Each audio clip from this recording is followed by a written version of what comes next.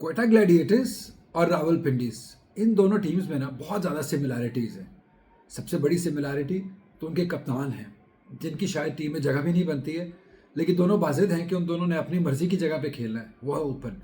और दोनों बाजिद हैं कि किसी यंगस्टर को अपनी जगह आने नहीं देना है, किसी यंगस्टर को अपॉर्चुनिटी नहीं देनी है। जैसे हमने देखा कि रावलपिंडीज ने अब्दुल्ला फजल को पहले तो नीचे खिलाया और नीचे करते करते टीम से बाहर कर दिया। और अब ऐसा ही हाल कुछ ख्वाजा नाफे से है।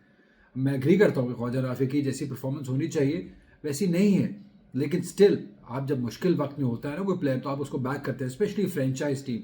और ऐसी फ्रेंचाइज टीम जिसने बचपन से लेके उसको अभी तक यहाँ खिलाया हो। वो भी बेचारा हैरान होगा कि 2 से 3 मैच ख़राब क्या गए, आपने मुझे राइट ऑफ ही कर दिया। तो ऐसे आप एक प्लेयर का ना जो जो ट्रस्ट लेवल होता है टीम पे या कैप्टन पे, वो ख़राब कर लेते हैं। लेकिन आप दूसरी जानिब देखिए, मोहम्मद हारिस का कितना ख़राब टूर्नामेंट का आगाज़ हुआ था, बहुत बुरा उसने आगाज़ किया था, लेकिन उनकी टीम ने, उनकी मैनेजमेंट ने स्टिक किया, उन पर उनको भरोसा था। और देखिए अब वो किस तरीके से स्टार्ट दे रहे हैं। भले आज उन्होंने रन्स 20 ही किए, लेकिन उसका जो इम्पैक्ट था ना वो बहुत बड़ा था। उस इम्पैक्ट ने ना मतलब दूसरी टीम को शुरू से ही ऐसा हमला किया कि वो उनके पास वापस उठने का मौका ही नहीं मिला आज कोयटा ग्लैडिएटर्स को। बहरहाल मैच की बात हम बाद में करेंगे, पहले हम इस चीज़ की डिबेट कर रहे हैं कि क्यों नहीं इन दोनों टीम्स ने अपने यंगस्टर्स पर भरोसा किया, क्यों नहीं उनको मौका दिया, क्यों नहीं कप्तान नीचे आए, क्यों नहीं हमने देखा कि आप अब्दुल्ला फजल ऊपर गए, क्यों हमने नहीं देखा कि एक रिटायर्ड प्लेयर जो कि आप अपने मुल्क में भी नहीं खेलते हैं, वो ख्वाजा नाफे की जगह खेल रहे हैं, क्योंकि आपके पुराने यार दोस्त हैं इसलिए खेल रहे हैं। सिंपल सी बात है, दरीश चंदेमल की बात कर रहा हूँ। तो उस चीज़ का जो उनको खमियाजा है आज भी भुगतना पड़ा। बहरहाल आज तो खैर मैच में बात ही एक ही इंसान की हो रही है, बाबर आजम की। हर जगह बाबर आजम का चर्चा है। इसका चर्चा मैंने भी पहले एक वीडियो में कर चुका हूँ, इसलिए मुझे बाबर आजम से ज़्यादा जो उसकी जो सपोर्टिंग कास्ट होती है ना, जो हीरो के साथ जो सपोर्टिंग रोल में लोग होते हैं, उनका जिक्र करना बहुत ज़रूरी है। जिसका सबसे बड़ा जो साइड हीरो है ना, जो कि हीरो का जो बेस्ट फ्रेंड होता है, वो है कुशल मेंडिस। जिस तरीके से वो साथ निभा रहे हैं बाबर आजम का, वो प्रेशर आने ही नहीं दे रहे हैं। वो इतने ताबड़तोड़ हमले करते हैं शुरू से ही आके, वो इतना तेज़ खेलते हैं और कंसिस्टेंट खेलते हैं और लंबा खेलते हैं। ऐसा नहीं है कि 10 12 15 30 रन बनाते हैं और आउट हो जाते हैं। वो बड़े रन कर रहे हैं, आज भी उन्होंने 85 रन किए। वो बड़ा लंबा खेलते हैं, तो वो कुशन जो है ना बाबर आजम को बहुत इंपॉर्टेंट है। मैं पहले भी बहुत बार बात कर चुका हूँ कि बाबर आजम के इर्द गिर्द ऐसे प्लेयर्स चाहिए जो उसके ऊपर प्रेशर नहीं आने दें।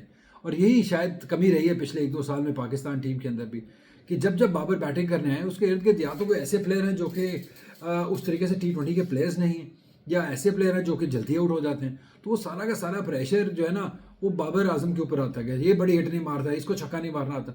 भाई अगर नीचे स्टाइलिश तरीके से अच्छे रन्स करके प्रॉपर बैटिंग करके आपको वो 152 बॉल्स पे करके दे रहा, तो और आपको क्या चाहिए? और जान लेनी होती, क्या चाहिए और इससे? इसलिए आज तो मेरा ख्याल है इस इनिंग ने बहुत सारे मुंह बंद किए होंगे।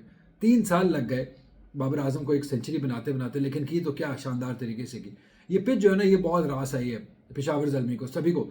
आपको मालूम है कि 2 इनिंग्स के अंदर जो 40 ओवर पेशावर ज़ल्मी खेले हैं, उसमें 501 रन बनाए हैं। तो इमेजिन कीजिए कितनी रास आई है ये पिच बाबर आजम और पेशावर ज़ल्मी को। और दोनों में ही दोनों मैचेस में बाबर आजम ने और कुशल मेंडिस ने रन किए। तो ये फ़र्क है कि मैं देख रहा हूँ कि पूरे आज 2 मैचेस थे, तो 4 इनिंग्स के अंदर सिर्फ पेशावर ज़ल्मी ही क्यों ऐसी टीम निकली जिसने इतना फ्लॉलेस बैटिंग की है। हमने देखा पहले भी कराची किंग्स भी फंसे इनिंग, ठीक है वो पहुंचे करीब अपने, लेकिन कोई मज़ा नहीं आया था उस इनिंग का। ऐसे ही मुल्तान सुल्तान ने भी 207 रन किए, लेकिन वो मज़ा नहीं आया जो मज़ा इस 250 रन का आया, जिसके अंदर क्लास थी, जिसके अंदर बहुत ही एक एलिगेंस नज़र आई हमें। तो ये फ़र्क होता है जब बाबर आजम जैसा प्लेयर रन्स करता है, जब वो खेलता है 20 ओवर तक, तो वो इस तरीके से आप सबको एंजॉय कराता है, वो एंटरटेन करता है। तो ये बहुत अच्छा लगा। पेशावर ज़ल्मी अनबीटेबल, और मुझे लग रहा है कि अनबीटेबल रहेंगे ये टिल दी एंड, क्योंकि जिस तरीके से उनका कॉम्बिनेशन है। याद है आपको मैंने कहा था कि इनको फास्ट बॉलर्स नाहिद राना और शोरफिल पे जाने से इतना फ़र्क नहीं पड़ेगा, क्योंकि जो पाकिस्तानी जो स्ट्रेंथ है ना, बेंच स्ट्रेंथ इनकी फास्ट बॉलिंग की, वो बहुत तगड़ी है। अली रज़ा ने भी आज भाई 150 तक बॉल किए हैं उसने एक ओवर के अंदर, तो उसने 140 45 48 49 इस स्पेस के ऊपर आज उसने बॉलिंग की है। आज उसने दिखाया कि मेरे अंदर वो दमखम है, मैं शायद वो जो बड़ी क्रिकेट का प्लेयर हूँ। और अब मुझे लगता है कि इस स्पेल के बाद जो आज उसने किया है, और बिल्कुल ही 9 रन देकर एक विकेट हासिल किया अपने 4 ओवर्स के अंदर, तेज स्पेल किया, बहुत अच्छा लगा कि एक फास्ट बॉलर, एटलीस्ट कोई यंग फास्ट बॉलर जो कि तगड़ा जिससे हमें तलाश है, वो अली रज़ा की सूरत में अब हमें नज़र आ रहा है। उनका साथ भी बहुत अच्छा दिया। बासित भावलपुर से खेले थे अभी क्वालिफायर्स के अंदर, और क्वालिफायर्स के अंदर भी ना जो पहला जो था मेन राउंड से जो पहले क्वालिफायर थे, उसके अंदर भावलपुर की टीम अपनी सिर्फ फास्ट बॉलिंग की वजह से अगले राउंड के अंदर गई थी। उस फास्ट बॉलर के अंदर एक मोहम्मद बासित भी थे, अभी एक शोएब अख्तर भी है, वो भी बहुत अच्छी बॉलिंग करते हैं, तेज़ बॉलिंग करते हैं। आई वंडर कि उनको कब मौका या बड़ी स्टेज के ऊपर कब हम देख सकेंगे। बट अभी के लिए बासित ने भी 3 विकेट हासिल किए, शानदार उन्होंने भी स्पेल किया, अच्छा सपोर्टिव रोल उन्होंने अली रज़ा के साथ निभाया। बट ओवरऑल मुझे कोई खामी नज़र नहीं आती है पेशावर ज़ल्मी की टीम के अंदर। दे गॉट मतलब सारे बेसिस कवर्ड हैं, स्पिनर हैं, लेफ्ट आर्म स्पिनर है, ऑफ स्पिनर है, और खेल बहुत अच्छा रहे। एक सुकून है, एक उनके डगआउट में जब आप देखते हैं ना तो एक तसल्ली नज़र आती है। ठीक है, रिजल्ट्स उनकी फेवर में जा रहे हैं तो आपको आप कह सकते हैं कि हाँ, जब आप जीत रहे होते हैं तो सब अच्छा ही होता है। बट ओवरऑल भी हम देखें ना, जब से पेशावर ज़ल्मी टीम बनी है तो वो बहुत कम ऐसा हुआ है कि वो प्ले ऑफ में नहीं गए। शायद एक दफ़ा या 2 दफ़ा से, या मेरे ख्याल में एक ही दफ़ा ऐसा हुआ कि वो प्ले ऑफ के लिए क्वालिफाई उन्होंने नहीं किया है। उसकी मेन वजह है कामनेस, जो सुकून है उनके डगआउट के अंदर। वो इतनी हैपाजर्ड में डिसीजंस नहीं लेते हैं, भाई 2 मैचेस में नहीं किया निकाल दो, मतलब बुरा दिन किया निकाल दो, ऐसा नहीं करते हैं। वो एक ट्रस्ट जब शो करते हैं ना किसी पे, तो वो ऑल इन जाते हैं उस प्लेयर के साथ। और यहाँ पे हम ऐसे ही देख रहे हैं, हारिस के साथ उन्होंने किया है। हालांकि जेम्स विंस बैठे हुए हैं बाहर, लेकिन उनकी जगह नहीं बन पा रही है, क्योंकि एक तो वो छेड़ना नहीं चाहते हैं अपने विनिंग कॉम्बिनेशन को, और वो जिस तरीके से हारिस बैटिंग कर रहे हैं, भले वो 1-2 ओवर ही खेल रहे हैं, लेकिन वो 1-2 ओवर के अंदर ही जिस स्ट्राइक रेट से वो बैटिंग करते हैं ना, तो वो अपना काम कर देते हैं। और आज तो बाबर के इर्द गिर्द जितने भी प्लेयर्स थे ना, उन्होंने 180, 190, 200 की स्ट्राइक रेट से बैटिंग की सभी ने।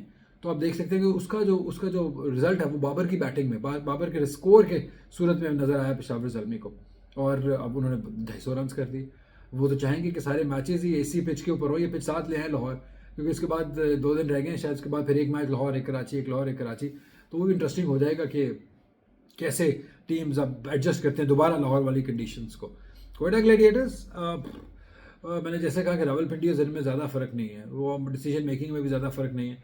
और आज जिस तरीके से वो मैच हारे हैं, चले हार गए आप, एक अलग बात है, बगैर लड़े हार गए, इतना बड़ा डेंट आपने अपने जो नेट रन रेट है उसको डाल दिया। हालांकि अब आपको ये समझ लेना चाहिए कि अब आगे से आगे एक स्लॉट है जो मुझे नज़र आ रही है, उस एक स्लॉट के लिए हैदराबाद किंग्समैन ने भी लड़ना है, लाहौर कलंदर ने भी लड़ना है, कोयटा भी लड़ रही थी, कराची भी लड़ रही है अपनी तरफ से। लेकिन कराची और अब कोयटा भी मुझे लगता है कि उनके पीछे भी नीवी हो गए, उनके पीछे पीछे चल रहे हैं, कि ताकि उनको भी मुझे लग रहा है कि नेट रन रेट बहुत डेंट पहुंचाएगा।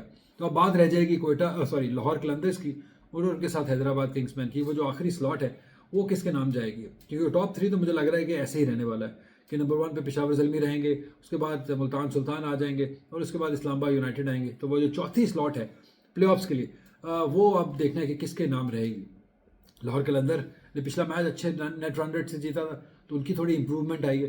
बट मैं पर्सनली चाहता हूँ कि हैदराबाद किंग्समैन की टीम अच्छा करे, वो मैचेस आगे अगले सारे जीते और वो टॉप 4 में आए, क्योंकि उन्होंने ना शुरू में बहुत क्रिटिसिज्म सहा है जिस तरीके से उन्होंने आगाज़ किया था इस टूर्नामेंट का। तो उनके जो ओनर है वो भी बहुत अच्छे इंसान है, वो बहुत अच्छे हैं, उन्होंने बहुत बहुत काम रहते हैं, वो भी उन्होंने भी बहुत महंगी टीम खरीदी है। ऑल्दो मैं भी समझता हूँ कि कप्तान की जगह नहीं बनती है, उसकी जगह ठिकशाना की टीम में जगह बनती है अगर उन्होंने आगे प्ले ऑफ की तरफ जाना और हर मैच जीत रहे हैं। बट स्टिल अभी वो जीत रहे हैं, पिछले 3 मैचेस वो जीत रहे हैं, इसीलिए वो अब उस दौड़ के अंदर शामिल हो गए। सोचे कभी किसी ने सोचा था कि जब उन्होंने पहले 2-3 मैच खेले थे कि वो इस दौड़ में कभी शामिल हो सकेंगे, कि अब ऐसा मौका है कि या लाहौर कलंदर है या हैदराबाद है जो कि शायद वो चौथी जगह पाने में कामयाब हो जाए। बट अब ओवरऑल आज के मैच का हमने बात की है, फ्लॉलेस पेशावर ज़ल्मी और full of flaws Quetta Gladiators.